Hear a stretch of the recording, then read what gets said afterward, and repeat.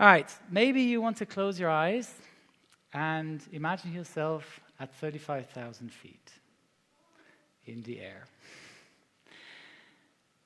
You can gently hear the engines humming, coffee in hand. You're watching a great movie on the screen ahead of you. Everything is at peace.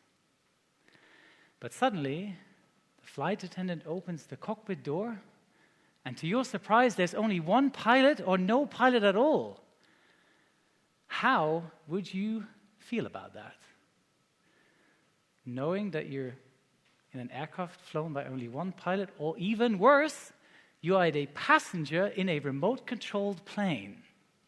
That's the question I want to tackle today. Do we still need two pilots in the cockpit? That's an ongoing conversation in many boardrooms at airplane manufacturers with their engineers and interested airline CEOs. Airbus, for instance, is exploring actively the SPO, the single pilot operations concept. And many airlines around the world are even discussing autonomous flying for the future. Why? Money, money, money, money. Fewer pilots means fewer salaries. The total cost for an airline for salaries is only 4% compared to fuel and leasing, etc. But it's a cost that could be saved. 4%. Let's rewind the times a little bit. A couple of decades ago, the cockpit was pretty crowded. There was a captain flying the plane. There was a first officer assisting the captain. There was a navigator making sure we're flying the correct route. And there was a flight engineer making sure that everything is running smoothly. It was like a spaceship, but all in the interest of safety. Now, over time, and with developing technology, the first flight deck member to lose his job was the navigator. GPS became the standard, and it's way more accurate than navigating with the stars. Then you had flight management and monitoring computers replacing the position of the flight engineer, reducing the cockpit down to two pilots only. But over the last 30 years, they've never removed the pilot. Why? Flying isn't just about monitoring systems. It's about good judgment, effective teamwork, and even more so, great communication, and sometimes instinct. For the sake of this presentation, let's assume we remove the first officer, we're over the Atlantic, and there's only one pilot at the controls. Now you say, I'm totally fine with that. Planes fly themselves nowadays. It's everything done by the autopilot. Let me be clear. Planes do not fly themselves. There's 100,000 flights taken off every single day, and not a single one of them with the help of the autopilot. Planes are taken off manually by the pilots, and like 99% of all landings. The autopilot does the easy part of the flight. It assists the pilots during climb, cruise, and descent. Or in low visibility conditions, it can perform an automatic landing if the necessary equipment is on board of the aircraft and at the destination airport. So yes, the autopilot is an incredible invention, but it's not a pilot. It's a tool that needs to be instructed, monitored, and sometimes this fails. I hate to break it to you. And it fails especially in the worst failure that a pilot can encounter. Hold that thought.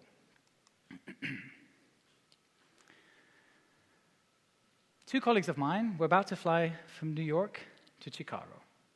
Loading was completed, they started up the engines, they taxied to the runway, they line up, they take off, and in climb out, suddenly all three airspeed indicators show incorrect values, causing them to declare a mayday and then tackling one of the most feared checklists of all, unreliable airspeed. You disconnect the autopilot, because it might derive faulty information from the airspeed indicators, causing the plane inadvertently going into a descent or into a climb. Then you turn off the auto throttle system, which normally aids in your speed control, and then you turn off the very helpful flight directors, as they may give you false guidance. And then you revert back to basic manual flying skills by applying pitch and power.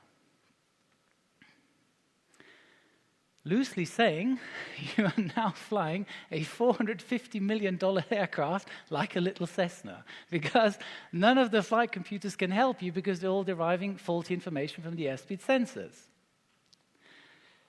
So, we revert back to basic teamwork. The pilot flying maintains the pitch, the pilot monitoring adjusts the throttle, and simultaneously reads the checklist and coordinates with air traffic control towards a safe landing. You can compare this to driving your car with a broken speedometer at night in thick fog with no road signs visible, and to make matters worse, you cannot stop your car because you are guessing your speed and your life literally depends on it.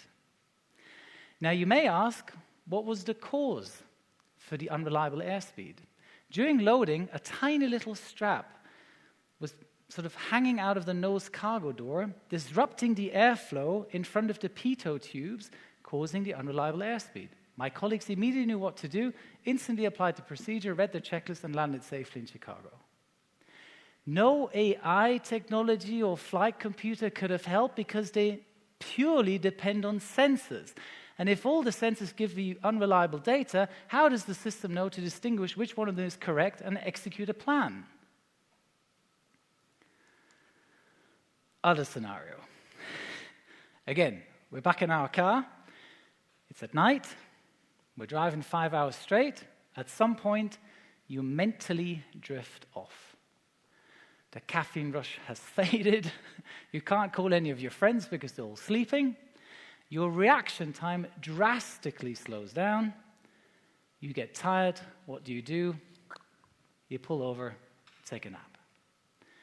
Imagine we're sitting in a 400-ton jet airliner for 10 hours alone, flying over the Atlantic, through thunderstorms, through dense air traffic, with no one to talk to, no one there to support you, and no one to share the workload with you in case times get tense. You can't just pull over and take a nap. Humans are not built for isolation. Flying alone, long haul, isn't just mentally exhausting, it's actually psychologically damaging. Now, another very important part of any pilot career is learning from experience. A captain is somewhat what you could say a flight instructor towards the first officer, because the captain has reached his or her position due to gained experience over the years. So young first officers learn from that experience to become a captain themselves. Now the question arises, how does a future pilot learn in a single pilot cockpit operation? Who's going to give him any feedback? And the even more important question to ask, what happens if that pilot gets incapacitated? Who's going to fly the plane then? Passenger in row 12 who identifies as a drone pilot? I don't think so. That leads me to no pilot in the cockpit at all, known as autonomous flying, monitored from the ground. Now, this technology has been around for years, but it has only received sort of attention in the last 2 years as military wars have been supported and, fought, if you want to say, by so-called UAVs. The AV stands for aerial vehicle. The U, well, no man has yet sat in one of them, so it's unmanned. These UAVs, better known as drones, operate over war zones, are flown remotely by a pilot sitting on the other side of the planet, And in order for them to work effectively, these UAVs depend heavily on a secure GPS network to actually aviate, navigate, and communicate with them. What does the enemy do? Uses GPS jamming and spoofing techniques to manipulate the drone of its intended course, makes it uncontrollable from abroad. The UAV keeps circling and circling, they run out of fuel, and it crashes. Since 2001, the US military has lost more than 400 of these UAVs. That's more than one a month. You see where I'm going with this. The bottleneck of any autonomously flown aircraft is the connection. If you want to fly a plane remotely, you need to be able to transmit a signal instantly and, more importantly, securely to and from the aircraft.